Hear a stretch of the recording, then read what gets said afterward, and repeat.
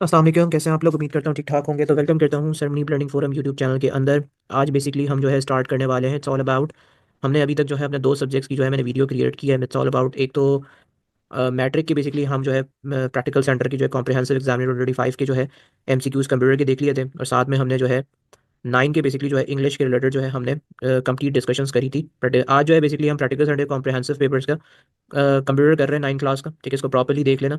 अच्छा, थोड़ी सी आपको पिक्चर जो है बिलर लग रही होगी, तो मैं हर वर्ड्स को जो है प्रॉपर्ली आपको पढ़ दूंगा कि आप लोगों को कोई प्रॉब्लम्स नहीं हो, कि आपको अगर बिलर भी लग रही हो तो मैं जो जो बोल रहा हूँ बस आप वो सुनते जाएं प्रॉपर्ली। ठीक है, सबसे पहला जो है यहाँ पे इट्स ऑल अबाउट लिनक्स और यूनिक्स। ठीक है, लिनक्स और Unix are the most common example of कौन कौन सा है, जी you I, C L I, और सिंगल यूजर ओएस और मल्टी यूजर ओएस। ठीक है, तो इसका बेसिकली जो हमारे पास करेक्ट आंसर है वो है हमारे पास मल्टी यूजर ओएस। देखो, लिनक्स और यूनिक्स दोनों जो होते हैं वो एक तरीके से मल्टी यूजर ऑपरेटिंग सिस्टम्स होते हैं। उसकी वजह ये है कि ये बेसिकली मल्टीपल यूजर्स को ना एक ही वक्त में जो है ना सिस्टम बेसिकली एक्सेस करने की क्या कर रहे होते हैं, इजाज़त देते हैं। और ये सर्वर एनवायरनमेंट का मतलब एक अहम फीचर है, जहाँ पे क्या होता है कि डिफरेंट जो बेसिकली यूजर्स होते हैं ना, वो समझ लो कि एक रिमोट लॉग इन करके इंडिपेंडली जो है ना, इंडिपेंडली अपना जो है बेसिकली काम जो है ना वो कर सकते हैं। ठीक है, अब लिनक्स के अंदर जो है वो आपके पास मिसाल के तौर पे लिनक्स में बहुत सारी उबंटू होता है। ठीक है, और साथ में रेड हैट इंटरप्राइज लिनक्स होता है, जिसको आर एच ई एल भी आप कह रहे होते हो। यूनिक्स के अंदर आपके पास बी एस डी होता है, और सोलरिस होता है। अब ये सारी चीज़ें तुम्हें पता नहीं है because I am a software engineer, तो मुझे इस चीज़ का आइडिया है। बाकी जो है आप लोग इस चीज़ को इतना ज़्यादा डेप्थ में नहीं जाओ, बस ये समझ लो कि मल्टी यूजर्स होते हैं। ठीक है, अब बाकी ऑप्शंस यहाँ पे इसलिए नहीं हो रहे हैं वो भी बता देता हूँ मैं कि भाई GUI जो होता है वो ग्राफिकल यूजर इंटरफेस होता है। ठीक है, लिनक्स और यूनिक्स GUI को बेसिकली सपोर्ट करता है। जैसे कि आपके पास जीनोम या केडी, मतलब ये ना स्ट्रिक्टली GUI बेस नहीं है। ठीक है, CLI कमांड लाइन इंटरफेस होता है। लिनक्स और यूनिक्स दोनों में बेसिकली CLI टर्मिनल होते हैं, लेकिन ये सिर्फ CLI बेस नहीं है। ठीक है, और single user OS basically Linux और यूनिक्स मल्टीपल यूजर्स को बेसिकली अलाउ करते हैं, इसलिए ये सिंगल यूजर जो है ऑपरेटिंग सिस्टम्स नहीं है। तो आपका जो बेसिकली सही जवाब मल्टी यूजर है। ठीक है, अब websites can be access through, आपके पास जो है, ठीक है, एक आपके पास यहाँ पर है HTTP, URL, www, none of the above. सही है, तो आपकी जो वेबसाइट होती है वो बेसिकली एक्सेस होती है URL के थ्रू। ठीक है, the website is access using a URL, मतलब यूनिफॉर्म रिसोर्स लोकेटर। ठीक है, सही है। एक्सेस देखो, वेबसाइट को एक्सेस करने के लिए हम URL का यूज़ करते हैं ना। ठीक है, क्यों करते हैं? क्योंकि एक वेबसाइट की कंप्लीट बेसिकली एड्रेस को जो है ना स्पेसिफाई करता है, मतलब इंटरनेट के ऊपर जो है ना एक स्पेसिफाई करता है। अब URL में जो है प्रोटोकॉल्स होती हैं, जैसे कि आपके पास HTTP हो गया या HTTPS हो गया, डोमेन नेम होती है, और स्पेसिफिक रिसोर्स का पाथ होता है आपके पास। ठीक है, जैसे आपके पास HTTP www.google.com ये है, तो प्रोटोकॉल क्या हो गया, HTTP, और आपके पास इस तरह मतलब कि HTTP क्या होता है, hyper text transfer protocol secure. ठीक है, डोमेन नेम क्या है, domain name it's all about www.google.com, ये डोमेन है आपका। और यहाँ पे आप कोई भी चीज़ सर्च कर रहे हो, जैसे कि मैं कंप्यूटर के बारे में सर्च कर रहा हूँ, तो सर्च क्यू इज इस तरह कंप्यूटर लिखा हुआ होगा, तो वो आपका पाथ है। ठीक है, तो अब जो मेन चीज़ है, HTTP क्यों नहीं है यहाँ पे, तो HTTP एक प्रोटोकॉल है जो बेसिकली वेब पर जो है ना डाटा ट्रांसफर करने के लिए यूज़ होता है, लेकिन सिर्फ HTTP जानकर वेबसाइट एक्सेस नहीं की जा सकती। ठीक है, हमें एक कंप्लीट URL चाहिए होता है, जैसे कि www या फिर इस तरीके HTTP example.com, इस तरीके की एग्जाम्पल है। ये एग्जाम्पल में कुछ भी हो सकता है, google.com या कुछ भी। www क्या चीज़ है? www सिर्फ एक ना सब डोमेन होती है, मतलब पूरा एड्रेस नहीं है, ये सिर्फ एक सब डोमेन है। मतलब कुछ वेबसाइट्स www का यूज़ नहीं करती, जैसे कि आपके पास जो है ना फेसबुक हो गया, तो भाई http/facebook.com इस तरीके से होता है। ठीक है, तो नन ऑफ दीज यहाँ पर बेसिकली हो नहीं सकता, और इसका सही आंसर URL है। तो URL इसलिए है कि एक पूरा वेब एड्रेस है जो वेबसाइट्स को एक्सेस करने के लिए क्या होता है, ज़रूरी है। सही है, third one it's all about converting digital signals into analog signals is called, पे जो है मॉड्यूलेशन है, मॉडिफिकेशन है, बैंडविथ है, और मल्टीप्लेक्सिंग है। ठीक है, तो यहाँ पे आपके पास होगा मॉड्यूलेशन। सही है, तो मॉड्यूलेशन बेसिकली क्या है कि एक प्रोसेस होता है जिसमें डिजिटल सिग्नल को एनालॉग सिग्नल में कन्वर्ट किया जाता है, ताकि उन्हें जो है ना एनालॉग कम्युनिकेशन चैनल, जैसे एनालॉग कम्युनिकेशन चैनल क्या होते हैं, रेडियो वेव्स, टेलीफोन लाइंस, या फिर आपका टीवी ब्रॉडकास्ट, इसके जरिए आपको क्या हो, ट्रांसमिट किया जा सके। अब देखो, मॉड्यूलेशंस की टाइप्स भी होती हैं, इट्स ऑल अबाउट 3 टाइप्स होती हैं। आपकी बुक के अंदर वैसे नहीं है, ठीक है, फिर भी हम एम्पलीट्यूड आपके पास होता है मॉड्यूलेशन। ठीक है, फ्रीक्वेंसी मॉड्यूलेशन और फेस मॉड्यूलेशन होता है। एम्पलीट्यूड के अंदर एनालॉग सिग्नल की जो है ना एम्पलीट्यूड को जो है very, modification is all about, इसका मतलब ये है कि कोई चेंज करना है आपने, लेकिन ये सिग्नल कन्वर्जन का जो एक टेक्निकल टर्म बेसिकली नहीं है। मॉडिफिकेशन एक टेक्निकल टर्म नहीं यूज हो रहा ना यहाँ पे। बैंडविथ क्या होता है, बैंडविथ बेसिकली डेटा के ना अमाउंट को बेसिकली एक तरीके से रेफर करता है, जो हर सेकंड ट्रांसमिट होता है, लेकिन यहाँ पे जो है कन्वर्जन प्रोसेस की बात नहीं है, कन्वर्जेंस नहीं है, ठीक है। और मल्टीप्लेक्सिंग बेसिकली क्या होता है, वो बेसिकली ये होता है कि सिग्नल को कंबाइन करने का प्रोसेस है ताकि ट्रांसमिशन ज़्यादा बेसिकली जो है एफिशिएंट हो। तो इसका सही मॉड्यूलेशन है आपके पास, ठीक है। उसके बाद है आपके पास fourth one, this part of a computer contain the primary device, main memory, system unit, microprocessor, या फिर आपके पास कंट्रोल यूनिट। तो इसका बेसिकली सही आंसर जो है वो है सिस्टम यूनिट, ठीक है। तो वो सिस्टम यूनिट बेसिकली क्या होता है, कंप्यूटर का बेसिकली एक तरीके से एक मेन पार्ट है जिसमें आपके पास कुछ कंपोनेंट्स होते हैं, जैसे माइक्रो प्रोसेसर, सीपीयू हो गया, main memory, RAM, motherboard, power supply, storage devices. ये डाटा को प्रोसेस करने और प्रोग्राम को रन करने के लिए जो है ना एक तरीके से रिस्पॉन्सिबल होता है। अब इट्स ऑल अबाउट, यहाँ पे आपके पास जो है, ठीक है, मेन मेमोरी है। तो मेन मेमोरी मतलब एक तरीके से ये ऑप्शन क्यों नहीं है कि यहाँ पे ना ये सिर्फ रैम को बेसिकली रेफर करता है जो सिस्टम यूनिट का बेसिकली एक पार्ट है। और micro processor it's all about वो क्या है, सीपीयू, मतलब सिस्टम यूनिट के अंदर होता है लेकिन ये पूरा यूनिट नहीं होता। और कंट्रोल यूनिट बेसिकली क्या है, ये सीपीयू का एक पार्ट है जो बेसिकली समझ लो कि इंस्ट्रक्शंस को मैनेज करता है, लेकिन ये मेमोरी या स्टोरेज को इंक्लूड नहीं करता। So the correct answer is the system unit. अब अच्छा जी, अब आपका फिफ्थ है, an Excel workbook is a collection of worksheet, chart, worksheet and chart, या वर्कबुक। तो देखो इसका सही आंसर है वर्कशीट, ठीक है। अब देखो एक्सेल वर्कबुक जो होती है ना वो बेसिकली समझ लो कि एक कलेक्शन ऑफ वर्कशीट होती है, ठीक है, जहाँ होता क्या है कि डाटा को आप स्टोर या फिर एनालाइज या मैनिपुलेट बेसिकली जो है ना किया जाता है बाय डिफॉल्ट, ठीक है।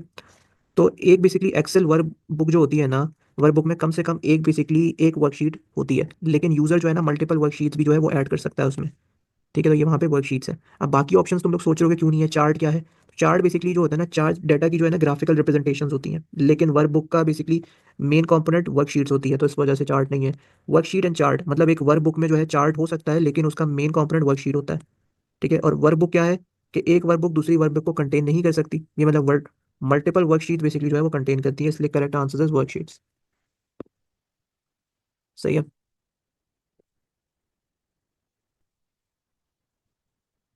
ठीक है। Several data records make up अ डाटा टेबल, डाटा रिकॉर्ड्स, ठीक है। डाटा रिकॉर्ड्स, डाटा फाइल, सही है। और साथ में आपके पास डेटाबेस, तो कौन सा करेक्ट होगा यहाँ पे, इट्स ऑल अबाउट आपके पास जो है डेटाबेस है, ठीक है। रिकॉर्ड क्या करता है, रिकॉर्ड्स मेकअप है, बहुत डाटा रिकॉर्ड जो होते हैं वो क्या कर रहे होते हैं, मेकअप है डेटाबेस, मतलब डेटाबेस के बेसिकली डाटा रिकॉर्ड्स का कलेक्शन, डेटाबेस ही होता है ना, डाटा रिकॉर्ड्स का बेसिकली जो है वो कलेक्शन होता है, जो मतलब समझ लो कि सिस्टमेटिकली जो है वो ऑर्गेनाइज और स्टोर किया जाता है, ठीक है। क्यों किया जाता है, ताकि बेसिकली उनको आसानी से जो है ना आप एक्सेस कर सको, उनको मैनेज कर सको, उनको रिट्रीव किया जा सके। और हर रिकॉर्ड जो होता है एक मीनिंगफुल जो समझ लो इन्फॉर्मेशन का यूनिट होता है। जैसे आपके पास एक कस्टमर का डिटेल आ गया, या एक सेल मतलब कस्टमर का डिटेल आ गया ना सेल्स के डेटाबेस के अंदर, तो ये आपके पास है। अदर चीज़ आपके पास अदर ऑप्शंस क्यों नहीं है, क्योंकि डाटा टेबल दिया हुआ है यहाँ पे।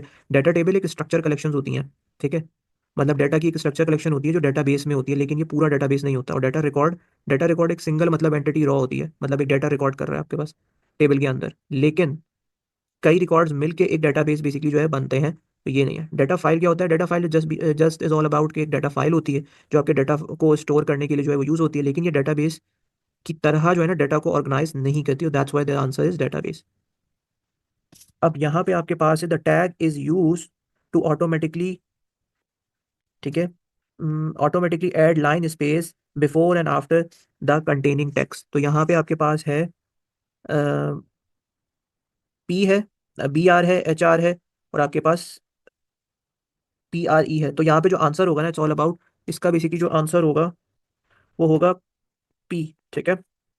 मतलब कि पैराग्राफ आपके पास जो अब एच टी एम एल के अंदर ये जो देखो ये टैग्स हैं सारे आपके पास जो पढ़ रहे हैं ना, ये टैग है, पी टैग हो गया, एच आर टैग्स हो गया, और बी आर टैग्स हो गए आपके पास, पी आर ई टैग्स हो गए, ठीक है। तो पी टैग क्या करता है, देखो पी टैग इसलिए आंसर है कि ये एच टी एम एल में पैराग्राफ बेसिकली बनाने के लिए यूज़ किया जाता है। और जब आप बेसिकली पी टैग यूज़ करते हैं तो ये ऑटोमेटिकली जो टेक्स्ट के जो है ना आगे और पीछे लाइन स्पेस ऐड कर देता है, जैसे हम पैराग्राफ स्पेसिंग भी जो है वो कह रहे होते हैं। बाकी एच आर टैग क्या होता है, H R tag is all about, ये वो टैग होता है जिसमें हॉरिजॉन्टल रूल जो है ना बनाने के लिए एक तरीके से यूज़ होता है, जो एक हॉरिजॉन्टल लाइन के बेसिस रूप में जो है ना पेज पे अपेयर होती है। और पी आर ई टैग क्या चीज़ होती है कि ये टैग, ठीक है, प्री फॉर्मेटेड टेक्स्ट टू ना, मतलब टेक्स्ट को ना डिस्प्ले करता है, मतलब जिसमें आपके पास original formatting, space, line break, ये सारी चीज़ें प्रिजर्व होती है, लेकिन अ, इसका यूज़ ना लाइन स्पेसिंग के लिए नहीं होता। तो यहाँ पे लाइन स्पेसिंग की बात हो रही है तो इट्स ऑल अबाउट ये। और फिर आपके पास यहाँ पे तो यहाँ पे जो आंसर होगा इट्स ऑल अबाउट आपके पास जो है ये हो जाएगा। अब इसके बाद आपके पास जो है this faded background image is displayed behind the text in a document, वो क्या होता है, वाटरमार्क। ठीक है, थीम्स, पेज कलर या बैकग्राउंड। ठीक है, तो वो असल में होता है आपका बैकग्राउंड, क्योंकि बैकग्राउंड इमेज जो होता है ना डॉक्यूमेंट्स को टेक्स्ट या कंटेंट के बेसिकली पीछे एक तरीके से रखी जाती है। और ये इमेज मतलब एक तरीके से बैकड्रॉप का बेसिकली एक तरीके से काम करती है। ठीक है, और अक्सर मतलब वाटरमार्क, थीम या फिर पेज डेकोरेशंस के लिए एक तरीके से यूज़ होती है। ठीक है, तो इसलिए आपके पास ये आपके पास बैकग्राउंड है। वाटरमार्क क्यों नहीं यूज़ हो रहा है, क्योंकि वाटरमार्क एक स्पेसिफिक तरह का बैकग्राउंड इमेज होता है जो मतलब टेक्स्ट के पीछे जो है ना, मतलब एक तरीके से हल्का हल्का जो है वो दिखाई देता है। और ये यूजुअली सिक्योरिटी या फिर आप एक तरीके से ब्रांडिंग पर्पसेस के लिए जो है ना वो यूज़ करते हैं वाटरमार्क। थीम्स बेसिकली एक डिज़ाइन एलिमेंट का कलेक्शन होता है, जो सिर्फ पिक्चर्स के लिए जो है ना नहीं होता थीम। ठीक है, मतलब इमेजेस के लिए नहीं होता। और पेज कलर मतलब एक सॉलिड कलर होता है जो बैकग्राउंड के लिए अप्लाई किया जाता है, ना कि बेसिकली एक इमेज के लिए इस्तेमाल किया जाता है। तो यहाँ पे आपका बैकग्राउंड हो गया। ठीक है, तो इधर बेसिकली जो आपका आंसर है इट्स ऑल अबाउट बैकग्राउंड। सही है। ट्रम, ठीक है, इनकम्पासेस डिफरेंट हार्मफुल सॉफ्टवेयर। ठीक है, अब यहाँ पे कौन कौन से सॉफ्टवेयर है, वायरस, एडवेयर, मेलवेयर और स्पाईवेयर। नाइन्थ पे हम कर रहे हैं, तो ये बेसिकली होता है हमारे पास मेलवेयर। ठीक है, मेलवेयर एक तरीके से ब्रॉड टर्म है जो हार्मफुल सॉफ्टवेयर की तमाम किस्म को क्या करता है, इंक्लूड करता है, जैसे कि वायरस हो गया, एडवेयर हो गया, स्पाईवेयर हो गया, और दूसरे मिलीशियस सॉफ्टवेयर को भी होते हैं जो कंप्यूटर सिस्टम्स को डैमेज या डिस्ट्रॉय या अनऑथराइज एक्सेस देने के लिए जो है वो डिज़ाइन होते हैं। अब बाकी चीज़ें क्यों नहीं यूज़ हो, जैसे वायरस क्या होता है, वायरस स्पेसिफिक टाइप का जो है ना मेलवेयर होता है जो मतलब दूसरे प्रोग्राम्स या फाइल को जो है क्या करता है, इन्फेक्ट करता है। ठीक है, एडवेयर एक सॉफ्टवेयर है जो अनवांटेड एडवर्टाइजमेंट हो रही होती है शो करता है, और ये भी मतलब एक फॉर्म ऑफ मेलवेयर ही है, लेकिन ये ब्रॉड टर्म नहीं है। ठीक है, और स्पाईवेयर ये भी एक टाइप का मेलवेयर ही होता है जो पर्सनल या कॉन्फिडेंशियल आपकी इन्फॉर्मेशन ना बिना यूजर के नॉलेज के कलेक्ट करता है। तो इसलिए यहाँ पे जो है correct is all about malware है, क्योंकि ये हार्मफुल सॉफ्टवेयर की तमाम किस्म को जो है इंक्लूड करता है। ठीक है, अब इसके बाद है, ठीक है, मैं थोड़ी सी ये पिक्चर्स आप लोग को बिल्डर लग रही होगी, बट मैं मुंह से अपने बोल रहा हूँ सारी चीज़ें, तो अपनी कॉपीज में लिख के जो है समझ लेना। ठीक है, और या फिर प्रॉपर पूरा सुन लो तो रिव्यू हो जाएगा। ठीक है, redundancy means variety of data, size of data, sorting of data, duplications of data. तो याद रखना कि भाई डुप्लीकेशन ऑफ डाटा होता है, मतलब डाटा रिडंडेंसी का मतलब ही यही होता है कि डाटा के अननेसेसरी डुप्लीकेशन या फिर रेप्लिकेशंस किसी डाटाबेस या सिस्टम में, जब एक ही डाटा ना आप समझ लो कि मल्टीपल जगह पर जो है स्टोर होता है, तो स्टोरेज मतलब कि इनएफिशिएंट होता है और डाटा कंसिस्टेंसी की जो है ना इशू भी बेसिकली हो सकती है। ठीक है, अब यहाँ पे वैरायटी ऑफ डाटा, तो ये डाटा टाइप्स की बेसिकली जो है ना डाइवर्सिटी समझ लो कि उसको बेसिकली रेफर करता है, रिडंडेंसी नहीं है ये। ठीक है, साइज ऑफ डाटा, ये डाटा का एक वॉल्यूम्स जो होते हैं डाटा का जितना वो उसको कर रहा है, रेजिडेंसी नहीं है। सॉर्टिंग, सॉर्टिंग क्या होती है, सॉर्टिंग एक प्रोसेस होता है जिसमें डाटा को आप एक ऑर्डर में मतलब अरेंज किया जाता है, ये इसके रिलेटेड नहीं है रिडेंसी के। तो इट्स ऑल अबाउट के इसका सही जवाब जो यही होता है, डुप्लीकेशन ऑफ डाटा, क्योंकि ये डायरेक्टली डाटा जो है ना रिडेंसी को रेफर कर रहा है। ठीक है, तो यहाँ पे आपके पास जो है डुप्लीकेशन। ठीक है, उसके बाद सेकंड लास्ट है हमारे पास MCQs, the process of checking computer starting operating system and make it ready. ठीक है, make it ready to work is refer to as, वो होती है बूटिंग। ठीक है, उसको कहते हैं बूटिंग। तो बूटिंग बेसिकली जो है वो एक प्रोसेस होता है जिसमें कंप्यूटर स्टार्ट होता है, आपका जो ओएस होता है, ऑपरेटिंग सिस्टम्स लोड होता है, और सिस्टम्स बेसिकली रेडी होता है काम करने के लिए। अब बूटिंग के दौरान ना कंप्यूटर का हार्डवेयर जो होता है वो क्या कर रहा होता है, इनिशियलाइज होता है, और ऑपरेटिंग सिस्टम्स मेमोरी में बेसिकली लोड होता है। फॉर्मेटिंग यहाँ पे इसलिए नहीं है क्योंकि फॉर्मेटिंग एक बेसिकली स्टोरेज डिवाइस है, जैसे कि आपकी हार्ड ड्राइव्स होती हैं। ये एक तरीके से ना समझ लो कि प्रिपेयर करने का प्रोसेस होता है, मतलब जो आपके डाटा को जो है ना स्टोर करने के लिए जो फाइल सिस्टम सेट बेसिकली करता है, और ये कंप्यूटर को बेसिकली स्टार्ट करने से रिलेटेड नहीं है। ठीक है, उसके बाद यहाँ पर एरर चेकिंग है, तो एरर चेकिंग में मतलब डाटा में जो है ना प्रॉब्लम या फिर इनकंसिस्टेंट जो आपके पास उसको चेक किया जाता है, इसमें स्टार्ट करने का कोई भी ऐसा कोई बात नहीं है। और फाइल मैनेजमेंट क्या होता है, फाइल फाइल मैनेजमेंट मतलब ये होता है कि फाइल को ऑर्गेनाइज करना या स्टोर या हैंडल करना। ठीक है, जो सिस्टम बेसिकली स्टार्टअप से जो है ना, सिस्टम स्टार्टअप से रिलेटेड नहीं है। तो इसका जो आंसर होगा इट्स ऑल अबाउट बूटिंग ही होगा, क्योंकि ये समझ लो कि कंप्यूटर का स्टार्ट करना और काम करने के लिए जो है ना रेडी करने का प्रोसेस है। तो ये wide media is also called unguided media, guided media. सही है, टारगेटेड मीडिया या फिर डायरेक्टेड मीडिया। तो याद रखना कि इसका जो बेसिकली मेन आंसर है इट्स ऑल अबाउट वो होता है गाइडेड मीडिया। तो गाइडेड मीडिया एक तरीके से वो कम्युनिकेशन चैनल होते हैं ना जहाँ सिग्नल को फिजिकल पाथ, जैसे केबल, ठीक है, तो वायर्ड की बात हो गई तो इट्स ऑल अबाउट केबल्स हो गया, या वायर के थ्रू जो है ना ट्रांसमिट किया जाता है।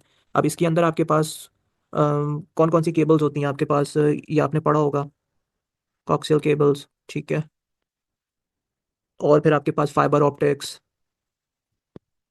ठीक है, और ट्विस्टेड पेयर केबल्स, ये सारी जो है ना केबल्स आपकी इसमें शामिल है, जो मतलब सिग्नल को ना एक स्पेसिफिक पाथ में जो है वो गाइड करते हैं। अनगाइडेड मीडिया क्या होता है? अनगाइडेड मीडिया मतलब वो होता है एक वायरलेस मतलब कम्युनिकेशन चैनल को रेफर करता है। जैसे आपके पास रेडियो वेव्स हो गई, माइक्रोवेव्स हो गई, इंफ्रारेड हो गया, ठीक है, जहाँ सिग्नल किसी ना फिजिकल मीडियम में जो होता है ना कन्फाइंड नहीं होता, ठीक है। टारगेटेड मीडिया मतलब इसमें ये जो चीज़ है ना, टारगेटेड मीडिया, ये कम्युनिकेशन के कोई कॉन्टेक्स्ट में एक तरीके से आ नहीं रहा है, ठीक है। ये मतलब ट्रांसमिशन मीडिया से रिलेटेड एक तरीके से नहीं है ये।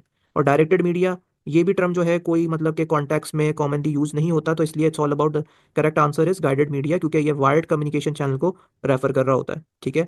तो यहाँ पे बेसिकली हमने जो अलहमदिल्ला अपना, अल्लाह का शुक्र है, यहाँ पे हमने जो है नाइन की कंप्यूटर जो है उसके एमसीक्यूज अच्छे तरीके से समझ लिए, और मैंने तुम लोगों को प्रॉपर समझा दिया। थोड़ी सी पिक्चर्स तुम लोगों को जो है बिलर्ड यहाँ पे लग रही होगी, बट मैंने तुम लोगों को ओरली हर पॉइंट्स को बता दिया है कि क्या लिखा हुआ है क्या नहीं। तो प्रॉपरली पूरी वीडियो को देख लेना कि तुम लोगों को ये पेपर्स के इतनी ज़्यादा कॉन्सेप्ट नहीं, सिर्फ समझ में आ जाए कि असल में ये एमसीक्यूज के अंदर क्या करेक्ट आंसर है और क्यों है, ठीक है।